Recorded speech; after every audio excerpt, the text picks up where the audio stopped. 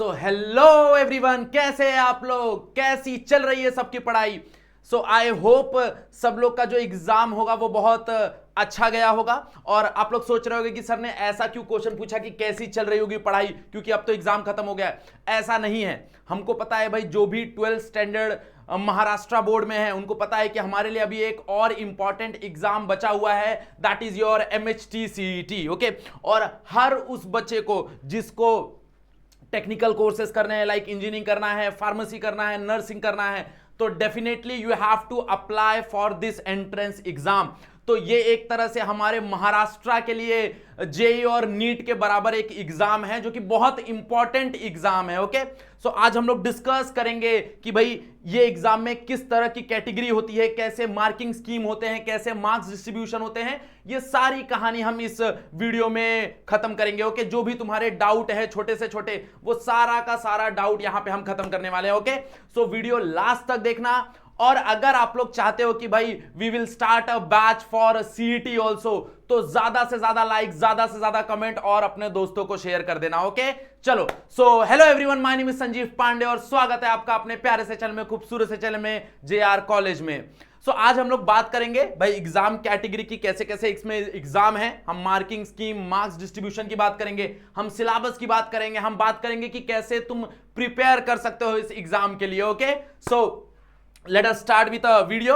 सबसे पहले अगर हम बात करें तो तुम्हारा जो MHT CET जो एग्जाम है वो बेसिकली 3 इंपॉर्टेंट कैटेगरी में डिवाइडेड है, जो कि 2 बहुत इंपॉर्टेंट कैटेगरी है। एक होता है तुम्हारा PCM जो इन्वॉल्व करता है फिजिक्स, केमिस्ट्री और मैथ्स, और दूसरा होता है तुम्हारा PCB जो इन्वॉल्व करता है physics, chemistry and biology. Okay, एक और कैटेगरी है that is your PCB nursing. Okay, अगर तुम नर्सिंग के लिए जाना चाहते हो, BSc नर्सिंग करना चाहते हो, तो तुमको अलग से एक एग्जाम देना पड़ेगा। ओके, याद रखना, पहले PCB से ही नर्सिंग हो जाता था, बट अभी उन्होंने नर्सिंग की कैटेगरी अलग से डाल दी है। तो ये चीज पे ध्यान देना कि अगर आपको नर्सिंग में जाना है तो आपको PCB नर्सिंग अलग से देना पड़ेगा। ओके, नर्सिंग अलग से देना पड़ेगा CET में। अब अगर हम बात करें, तुम कोई भी कैटेगरी देख लो तो वहां पे तुमको 2 सब्जेक्ट कॉमन दिखेंगे, that is chemistry and your physics. Okay, अगर तुम PCM हो तो यहां पे तुमको मैथमेटिक्स आ जाएगा। यहां से तुम टेक्निकल कोर्सेज कर सकते हो, लाइक इंजीनियरिंग कर सकते हो, बी प्लानिंग कर सकते हो, बैचलर इन प्लानिंग कर सकते हो। PCB में तुम्हारे पास फार्मेसी है। Okay, D pharma, B pharma तुम कर सकते हो। क्लियर, यस और नो? तो ये कैटेगरी है, ये बहुत इंपॉर्टेंट कैटेगरी है।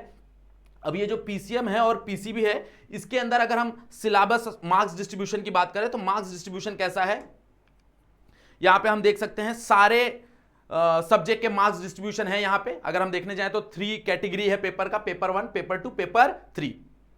पेपर 1 में तुम्हारे पास मैथमेटिक्स होगा, यस और no, which is 100 marks. Okay, यहां पे तुम देख सकते हो 100 मार्क का पेपर 1 का कैटेगरी होगा, जिसमें जनरली 2 मार्क होते हैं पर क्वेश्चन के लिए। ओके, 2 मार्क पर क्वेश्चन के लिए, मतलब वहां पे टोटल 50 क्वेश्चंस आते हैं। ओके, टोटल 50 क्वेश्चंस आते हैं। अगर हम फिजिक्स और केमिस्ट्री की बात करें तो यहां पे भी 50 क्वेश्चंस आएंगे, बट यहां पे जो मार्क्स डिस्ट्रीब्यूशन होगा वो 1 मार्क ईच क्वेश्चन के लिए डिस्ट्रीब्यूटेड होगा। ओके, और अगर हम बायोलॉजी की बात करें तो बायोलॉजी में भी सेम 100 क्वेश्चन आएंगे, यहां पे 100 क्वेश्चन आएंगे और 1 मार्क ईच क्वेश्चन के लिए रहेगा और 100 मार्क का क्वेश्चन रहेगा, और सबको 90 मिनट है। देखो ध्यान से, अगर हम ध्यान दें, मतलब अगर हम ध्यान दें तो यहां पे फिजिक्स और केमिस्ट्री तुमको विद इन 90 मिनट सॉल्व करना है। ओके, अगर हम थोड़ा बहुत अच्छे से कैलकुलेशन जानते हैं तो हमको पता होगा कि हमको 100 क्वेश्चन 90 मिनट में सॉल्व करने हैं। 100 क्वेश्चन 90 मिनट में, मतलब जनरली तुम अगर देखने जाओ तो तुमको लेस देन 1 मिनट मिलेगा पर क्वेश्चन। पर क्वेश्चन तुमको लेस देन 1 मिनट मिलेगा, लेस देन 1 मिनट मिलेगा। ये बहुत इंपॉर्टेंट है, ये बहुत इंपॉर्टेंट है। ओके, इंपॉर्टेंट एक और बात है भाई, यहां पे खुशखबरी है तुम्हारे लिए कि तुमको पता है कि यहां पे कोई भी नेगेटिव मार्किंग नहीं होता। ओके, कोई भी नेगेटिव मार्किंग नहीं होता। CET सेल ने ये तुमको बोला हुआ है कि नेगेटिव मार्किंग नहीं होगा, बट हां इंपॉर्टेंट यह है कि वहां पे मेंशन है कि जो डिफिकल्टीज लेवल होंगी, लाइक अगर हम PCM की बात करें तो PCM का जो डिफिकल्टीज लेवल होगा वो बट ऑब्वियस है जेई मेन के बराबर होगा, और PCB का जो डिफिकल्टी लेवल होगा वो नीट के इक्विवेलेंट होगा, ऐसा वहां पे मेंशन है। नेगेटिव मार्किंग वहां पे नहीं है। ओके, अब यहां पे अगर हम देखने जाए तो 2 कैटेगरी में हमारा जो सिलेबस है वो डिस्ट्रीब्यूटेड है, 11th as well as 12th। Okay, so 10 question 80-20 का डिस्ट्रीब्यूशन होता है यहां पे। अगर हम बात करें 11th, अगर हम देखें तो 11th से तुम्हारा 20% आता है और अगर हम 12th की बात करें तो 12 से तुम्हारा 80% आता है। ओके 80% आता है। सो 11 12th में अगर हम देखें तो 80-20 का डिस्ट्रीब्यूशन होता है। इसलिए अगर तुम देखोगे तो 11 से तुमको यहां पे सिर्फ 10-10 क्वेश्चन मिलेंगे और बायोलॉजी में 20 क्वेश्चन मिलेंगे। ओके यहां पे तुमको सिर्फ 10-10 क्वेश्चन मिलेंगे और बायोलॉजी में 20 क्वेश्चन मिलेंगे। 12 से अगर हम देखें तो 12 से यहां पे तुमको 40-40 क्वेश्चन मिलेंगे और बायोलॉजी में 80 क्वेश्चन मिलेंगे। ओके मतलब बाकी सब में तुमको 40-40 क्वेश्चन रहेंगे 12th के सिलेबस से, और जो तुम्हारा बायोलॉजी है उसमें तुमको 80 क्वेश्चंस रहेंगे 12th के सिलेबस से। Okay that is very important, that is very important. मतलब 11th में हमको सिर्फ 10 टॉपिक पढ़ने हैं और उस 10 टॉपिक में से 10 क्वेश्चन आने वाले हैं। ओके याद रखना 11th में। Okay that is very important. अब बहुत लोग को ऐसा रहता है कि सर 11th हमने याद नहीं किया है, क्या हम उसको छोड़ सकते हैं? कोई प्रॉब्लम नहीं। अगर आप 12th पे बहुत ज्यादा फोकस कर रहे हो, आपने सारा चीज 12th का कंप्लीट किया हुआ है, तो आप 11th के कुछ जो चैप्टर्स हैं आप वो हटा सकते हो, कोई प्रॉब्लम नहीं। ओके अगर हम सिलेबस की बात करें तो सिलेबस में क्या क्या आ जाता है? सिलेबस में अगर हम बात करें तो 12th स्टैंडर्ड तुम्हारा पूरा का पूरा सिलेबस यहां पे इंक्लूड होता है। सारा का सारा सिलेबस यहां पे इंक्लूड होगा 12th स्टैंडर्ड में अगर हम बात करें तो। ओके 12th में कोई भी जो भी तुम्हारा 12th बोर्ड का सिलेबस था, जो भी चैप्टर्स थे, अगर मैं स्पेशली बात करूं फिजिक्स का, तो फिजिक्स का यू हैव 16 चैप्टर, तुम्हारे पास 16 चैप्टर हैं फिजिक्स के। तो सारे के सारे चैप्टर तुम्हारे MHT CET के सिलेबस में इंक्लूडेड हैं, याद रखना 12th। ओके 11th में हमारे पास कुछ चैप्टर हैं जो कि इंक्लूडेड हैं, 10 टॉपिक है हमारे पास। अगर हम देखने जाएं तो उसमें कहानी आ जाता है vector and error analysis. Okay मतलब तुम्हारा जो मैथमेटिकल मेथड है, उस मैथमेटिकल मेथड में जो वेक्टर वाली पार्ट है वो वेक्टर वाला पार्ट आने वाला है। जो कैलकुलस वाला पार्ट है उसमें से सवाल नहीं बनते। ओके तो वेक्टर वाले पार्ट से सवाल बनते हैं। हमारा जो फर्स्ट चैप्टर है तुम्हारा unit and measurement, unit and measurement में तुमको सबसे इंपॉर्टेंट जो टॉपिक है that is your error analysis. Okay तो जो एरर वाला पार्ट है खाली उसमें से ही सवाल बनते हैं। ओके उसके पहले वाला जो पार्ट है उसमें से सवाल नहीं बनते। ओके यूनिट्स वाले में से क्वेश्चंस नहीं बनते। फिर हमारे पास है motion in a plane. Motion in a plane में दोनों टॉपिक इंक्लूडेड है, like motion in a straight line भी है और मोशन इन अ प्लेन भी है, which include projectile motion also. तो उसमें से सवाल बनते हैं। लॉज ऑफ मोशन में से सवाल बनते हैं। लॉज ऑफ मोशन में तुम्हारा सारा टॉपिक आ जाता है, तुम्हारा वर्क एनर्जी प्रिंसिपल आ जाता है, कोलिजन वाला पार्ट आ जाता है, तुम्हारा सेंटर ऑफ मास वाला पार्ट आ जाता है, लॉज ऑफ मोशन आ जाता है। तो सारा का सारा क्वेश्चन उसमें से बनता है। ओके